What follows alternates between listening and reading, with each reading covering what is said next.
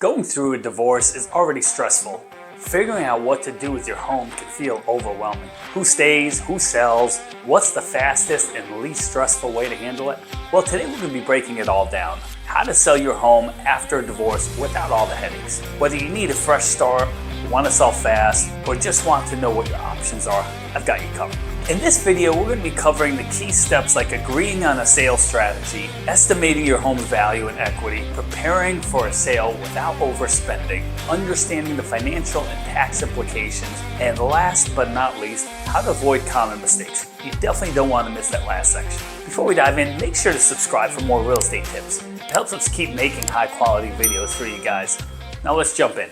First off, let's talk about why selling a home after a divorce is different from a regular sale. Most home sales involve one person or a couple making decisions together. In a divorce, emotions run high, legal agreements get involved, and financial pressures can add even more stress. It's not just a transaction, it's untangling a life.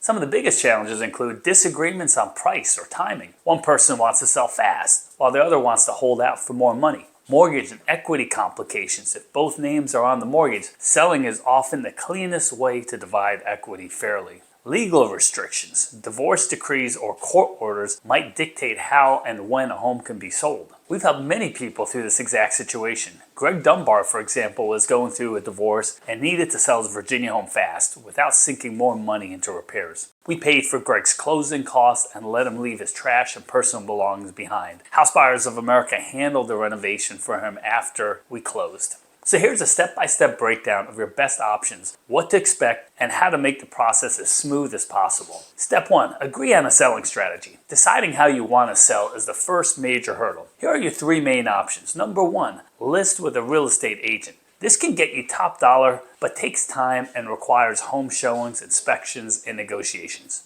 2. Sell to your ex-spouse. If one person wants to keep the home, they can buy out the other share, but this requires refinancing. And number 3, sell to a cash buyer. This is the fastest way to get a clean break, especially if neither party wants to deal with repairs and waiting months for a sale. Step 2, know your home's value and equity. Before making any decisions, get a clear picture of your financial position. Home value, you can check recent sales in your area, get an appraisal, or talk to a real estate expert. Mortgage payoff, find out how much you still owe on the loan. Equity split, the remaining equity is typically split based on the divorce agreement. Here's a pro tip, don't rely solely on online estimates. Tools like Zillow and Redfin can be way off on your home's true value. A licensed appraiser can give a precise value, especially if you're using it legal purposes. Step 3, prepare for the sale without overspending. After a divorce, spending money on repairs can be the last thing you want to do. Here's how you can keep it simple. Stick to basic fixes.